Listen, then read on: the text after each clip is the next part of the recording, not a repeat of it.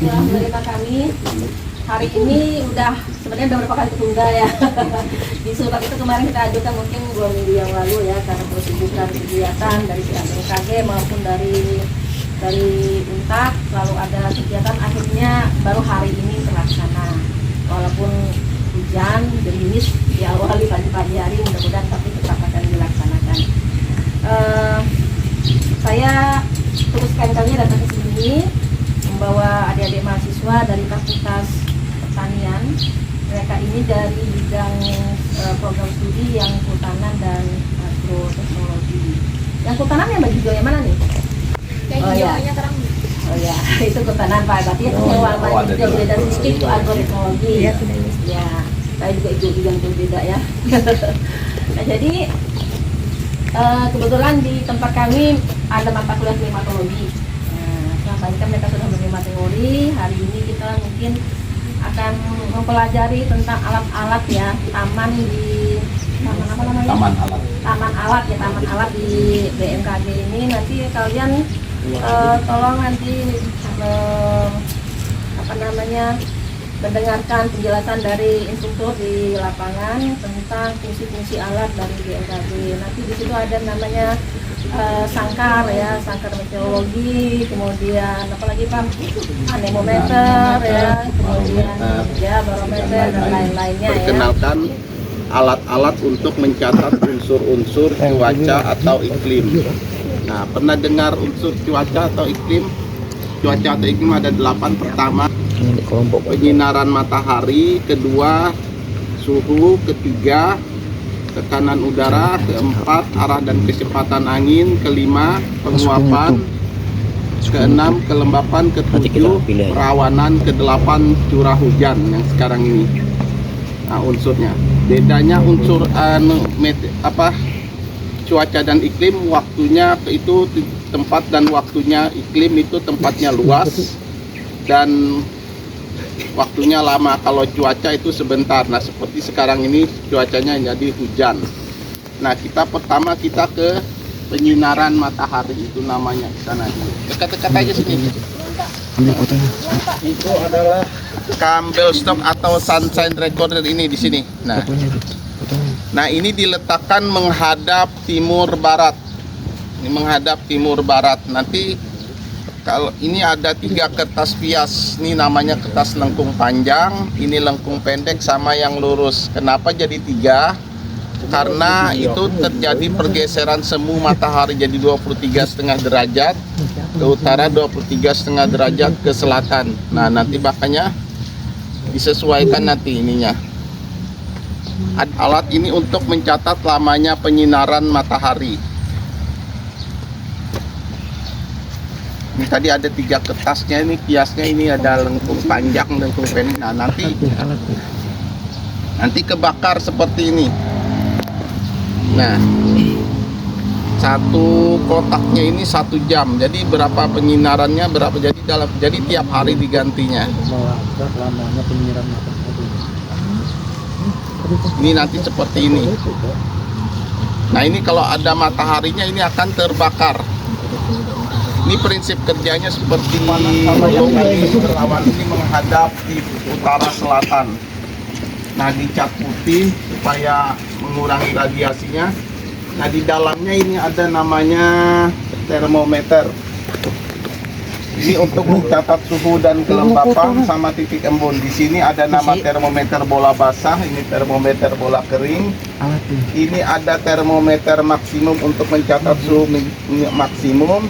Ini suhu minimum untuk mencatat suhu minimum. Nah, dibacanya jangan sampai terlalu dekat, jangan terlalu jauh. Terlalu jauh kita tidak bisa. Terlalu dekat kita akan panas, kita akan mempengaruhi. Jadi bacanya secepat dan secepat mungkin.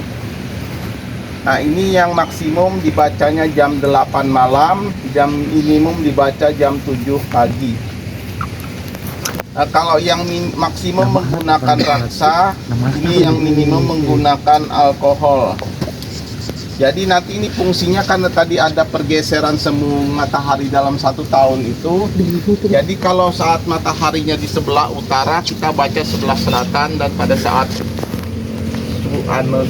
mataharinya di utara kita baca pada saat mataharinya di selatan kita baca buka di pintu utara, jadi dua-duanya. Ada pertanyaan mengenai satuannya derajat Celcius?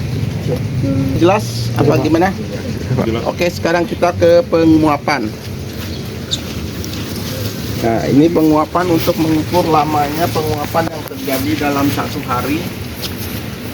Ini namanya panci terbuka. Di sini tidak ada yang bentuk kecil ya. Ini kelengkapannya, ini hook gate, ini steel well, tulisannya hook gauge, ada termometer apung, ini anemometer setengah meter. Nah, cara mengukurnya, siapa yang mau nyoba? Siapa yang mau coba di sini? Ini diputar-putar. Nah, nanti hooknya tuh dilepas di ujungnya ini. Salah. Nah, putar-putar. Putar-putar, paskan di itunya. Di dalamnya lihat di situ. Paskan itunya, nah. Paskan.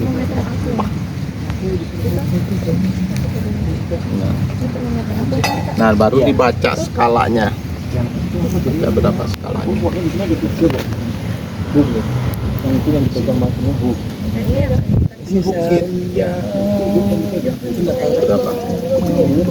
50, ini komanya yang ada tanda panahnya. Nah, anggap aja 50 ya. Berarti kalau umpamanya kita mengukur penguapan sekarang tanggal 16. Kalau pengen mengetahui tanggal 16, jadi skala hari pertama, besoknya kita ukur lagi jam 7 skala hari kedua. Jadi selisih hari pertama sama hari kedua, itulah penguapan. Satuannya milimeter. Nah, ini untuk mengukur suhu airnya, ukur suhu air maksimum minimumnya, dan ini mengukur anginnya. Ada di sini katakannya. Nah, itu tadi ya kalau tidak ada curah hujan. Kalau ada curah hujan, nanti hari pertama ditambah curah hujan dikurangi hari kedua. Misalnya tadi ini kan, ini ada hujannya berapa mili kita ukur. Jadi nah, ada pertanyaan mengenai ini? Oke, sekarang kita ke ini anemometer untuk mengukur angin permukaan. Namanya anemometer yang sekarang ini berputar. Itu anemometer terdiri dari dua alat untuk mengukur arah dan kecepatan angin. Yang pertama yang berputar sekarang itu tap kantor anemometer yang seperti ini, itu untuk mengukur kecepatannya. Nah, sedangkan yang ada seperti panait namanya wind fan itu untuk mengukur arahnya. Nah, dalam meteorologi itu angin itu adalah perpindahan massa udara dari tekanan tinggi ke tekanan rendah. Jadi kita dari mana angin bertiup? Kalau dari utara 360, terus timur 90, terus selatan 180, barat 270. Nah, nanti ini ada kelihatan di dalam. Jadi anemometer adalah alat untuk mengukur arah dan kecepatan angin. Ini namanya penakar curah hujan tipe observatorium atau tipe OBS. Kita itu biasanya buat flight itu penerbangan, karena di sini penerbangan bukan pertanian. Jadi kita tuh melaporkan tuh arah kecepatan angin, tekanan udara, terus visibility atau jarak pandang. Nanti itu ada dilihatkan, saya lihatkan nanti di dalam. Nah, ini tadi hujannya ya. Nah, ini hujan yang tadi ini mungkin banyak ya. Nah, berarti kecil aja hujannya tadi tuh nih. Kurang 0,01 mm. Tahu enggak hujan 1 mm? Kalau misalnya hujan 1 mm jatuh ke Samarinda, luasan Samarinda 117 km persegi. Kira-kira kalian dapat enggak mengukur, memperhitungkan berapa liter airnya itu? Misalnya sekarang tadi tuh, tahu enggak hujan 1 mm? Pernah dengar? Belum, Pak. Hujan 1 mm adalah hujan yang jatuh di luasan 1 meter persegi dengan asumsi atau Jadi kita anggap air itu tidak menguap dan meresap. Ketinggiannya 1 mm atau airnya setara dengan 1 liter. Nah, seandainya tadi itu jatuhnya 1 liter nih, kalau jatuh seluas Samarinda, jadi 1 mm itu sama dengan 117 kali 1 juta kali 1, berarti berapa itu? 117 juta liter air. Itu berapa tangki? Tangki 5.000 aja kan? Nah, bagi 101 juta berarti itu airnya, itu 1 mm baru. Nah, ini cuma kita bisa mengukur berapa jumlah curah hujannya. Nah, untuk yang mengetahuinya kita yang bisa ini, yang menggunakan yang Hillman. Nah, Hillman ini.